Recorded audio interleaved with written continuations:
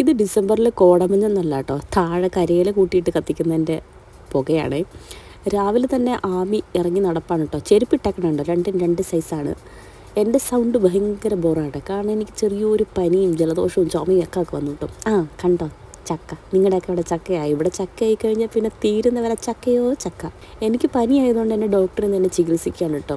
എനിക്ക് വൈകുന്നേരം ആയപ്പോഴത്തേക്ക് നല്ല കോൾഡാണ്, ഒട്ടും വയ്യാട്ടോ. എനിക്ക് എന്തൊക്കെയോ കഴിക്കണം എന്നൊക്കെ തോന്നുന്നുണ്ട്, പക്ഷേ എനിക്ക് ഒന്നും കഴിക്കാനും തോന്നില്ല.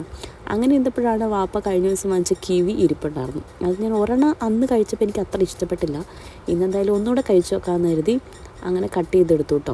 ആമിക്കും അന്ന് ഇഷ്ടമൊന്നും പെട്ടിട്ടില്ലായിരുന്നു. പിന്നെ ഇന്ന് ഞാൻ കഴിക്കണ കണ്ടപ്പോൾ അവനക്കും കഴിക്കാൻ തോന്നി. അങ്ങനെ ഞങ്ങൾ രണ്ടുപേരും കൂടെ ഒരു കിവി കഴിച്ചു കേട്ടോ.